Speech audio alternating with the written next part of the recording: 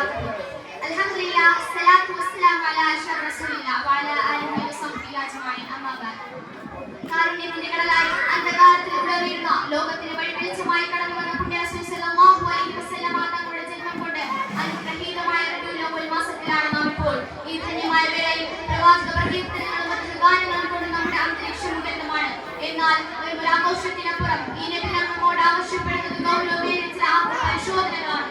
നാം നബിയെ സ്നേഹിക്കുന്നത് അവകാശപ്പെടുമ്പോൾ ഇന്നത്തെ നമ്മുടെ സമൂഹം എങ്ങോട്ടാണ് സഞ്ചരിക്കുന്നത്?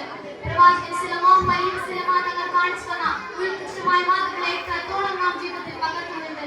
വളരെ സങ്കടകരമെന്ന് പറയട്ടെ, ഇന്നത്തെ മുസ്ലിം സമൂഹം ബാഹ്യമായ ആഘോഷങ്ങൾ മാത്രം ഒതുങ്ങുകയും റസൂലുള്ളാഹി സ്വല്ലല്ലാഹു അലൈഹി വസല്ലമ തങ്ങളുടെ ആദർശങ്ങളെ ജീവിതത്തിൽ നിന്ന് അകറ്റി നിർത്തുകയും ചെയ്യുന്നു. ഇതാണ് പ്രവാചകനോട് നാം കാണിക്കുന്ന ഏറ്റവും വലിയ ആദരവ്. സോഷ്യൽ മീഡിയയുടെ അതിപ്രസരത്തിൽ ഏഷ്യയും കരദൂഷണവും അശ്ലീലതയും ഒരു ഫാഷനായി മാറിയിരിക്കുന്നു. മറ്റുള്ളവരുടെ പോരായ്മകൾ ചെയ്യുന്നത് നമ്മുടെ യുവാക്കൾ മത്സരിക്കുകയാണ്.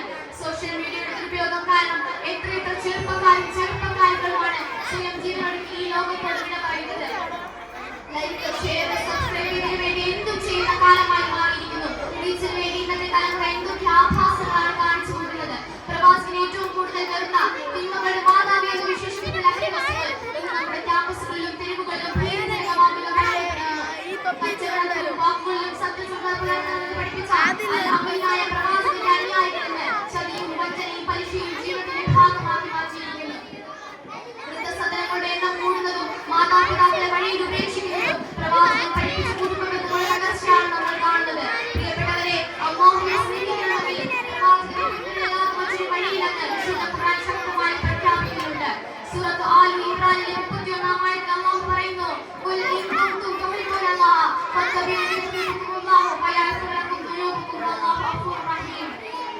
നബി പറയുകയാണ്, നിങ്ങൾ അല്ലാഹുവിനെ സ്നേഹിക്കുന്നുണ്ടെങ്കിൽ എന്നെ നിങ്ങൾ പിൻപറ്റുക, എങ്കിൽ അല്ലാഹു നിങ്ങളെ സ്നേഹിക്കുകയും നിങ്ങളുടെ പാപങ്ങൾ പുറത്തു തരികയും ചെയ്യുന്നതാണ്. പ്രവാചക ചര്യയുടെ അനാദരവ് കാണിക്കുകയും തിരുനബിയുടെ കൽപ്പനകൾക്ക് വിരുദ്ധമായി പ്രവർത്തിക്കുകയും ചെയ്യുന്നവർക്ക് കഠിനമായ ശിക്ഷയുടെ ഖുർആൻ മുന്നറിയിപ്പ് നൽകുന്നു. സൂറത്തുൽ നൂറിൽ 63-ാം ആയത്തിൽ അല്ലാഹു പറയുന്നു, ഫൽയഹ്ദരില്ലദീന യുഖാലിഫൂന അൻ അംരി അൻ തുസീബഹും ഫിത്നത്തുൻ ഔ യുസീബഹും അദാബുൻ റഹീം. അതിനാൽ അദ്ദേഹത്തിന്റെ കൽപ്പനകൾക്ക് വിരുദ്ധമായി പ്രവർത്തിക്കുന്നവർ തങ്ങൾക്ക് വല്ല ആപത്തും ബാധിക്കുകയോ അല്ലെങ്കിൽ കഠിനമായ ശിക്ഷ വന്നെത്തുകയോ ചെയ്യുന്നത് സൂക്ഷിച്ചിട്ടുണ്ടേ. ഇന്നത്തെ സമൂഹത്തിൽ നാം കാണുന്ന മാനസിക അശാന്തിയും സമാധാനക്കേടും കുടുംബബന്ധങ്ങളുടെ തകർച്ചയുമെല്ലാം പ്രവാചകന്റെ കൽപ്പനകളെ ലംഘിച്ചതുകൊണ്ട് നമുക്ക് ബാധിച്ച ഫിത്നകൾ തന്നെയാണ്.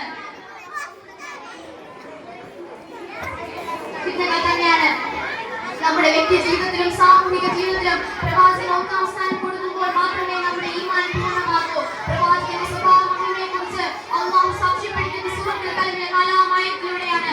വഇന്നക ലഅലാ ഖുലുഖിൻ അദീം. തീർച്ചയായും അവിടുന്ന് മഹത്തായ സ്വഭാവത്തിന്മേലാകുന്നു. ആ മഹത്തായ സ്വഭാവമാണ് നാം മാതൃകയാക്കിയത്. മറ്റുള്ളവരെ പരിഹസിക്കുന്ന സോഷ്യൽ മീഡിയയിലൂടെ വ്യാജ വാർത്തകൾ പ്രചരിപ്പിക്കുന്ന ഇന്നത്തെ സമൂഹം സൂറത്തുൽ ഹുജറാത്തിലെ 11-ാം ആയത്ത് ഓർക്കുന്നത് നന്നായിരിക്കും.